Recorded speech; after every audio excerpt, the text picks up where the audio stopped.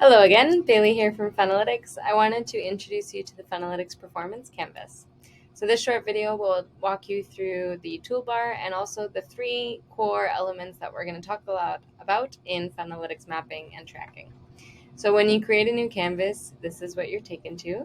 And on the top, you'll see the toolbar. And here we have the name that you've given this canvas, as well as the version history. If there were other versions that you wanted to explore, then you can click this and restore to previous versions of this canvas. We also have our add step function. I'm going to come back to this in 1 second. We have our text tool, and this is where you can start to comment on the canvas. So you can, for example, map out your different traffic sources. You can use pretty standard keyboard shortcuts to understand the different pages that you're sending people to, and then ultimately the actions that you're asking them to take on those pages. We also have different shapes, so if you wanted to give yourself some aesthetic designs on the canvas, we're a big fan of aesthetics here at Funnelytics, so you can do that. And then you have the standard select, so if there's something that you wanted to select on the canvas, you can shift and hold and multi-select as well. Pan, you can also use your rolly on your mouse or trackpad. You can export it as a PNG onto your canvas, from your canvas, pardon me. And then we're going to talk about analytics, widgets, and reporting in one of the upcoming videos where we talk about the difference between strategy versus analytics and mapping based on data.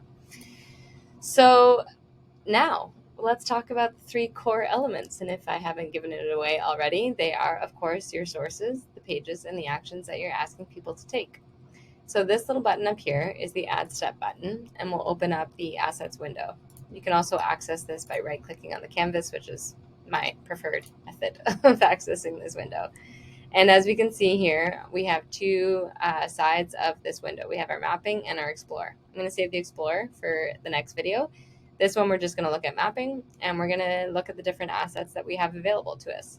So we have all of the different pages. These are just generic icons. There's absolutely no tracking associated with these. These are just pretty pictures that you can apply to a canvas that you can use to represent your strategy. And then, of course, we have right-click, open to our map, and we can see the actions. These are event tracking or behavioral events that you are asking your customers to take. So things like when they make a purchase, or if they fill out a form and become a lead, or perhaps maybe they watched a video, something like this. So these all happen on or in between pages. And then the last, but certainly not least, thing that we'll talk about here are our traffic sources. So once you go to map icon, we can see sources. These are the channels that you are generating interest and leads and visitors from. So you might have Google Organic. You could also have Instagram, maybe LinkedIn, Facebook, email, pretty much anything that you're looking for, you should be able to find here. Of course, if there is something that's missing, you can always let us know, and we'll be more than happy to add it when we do future icon releases.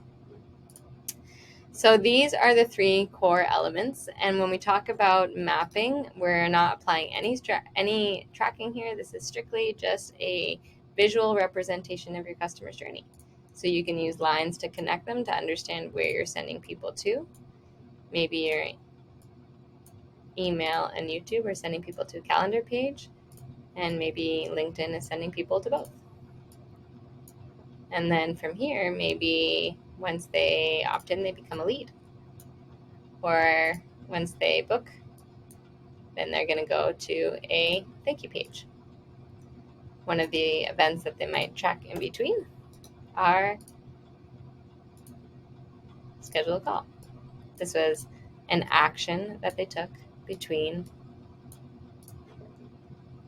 the calendar and the thank you page. So here we can see the three elements of Funnelytics mapping come into play. The last thing I'll talk about is the offline or event tracking. So these are more miscellaneous events that might happen. For example, Zoom. So maybe when someone schedules a meeting, they book, they get an email, and that email sends them to a Zoom link.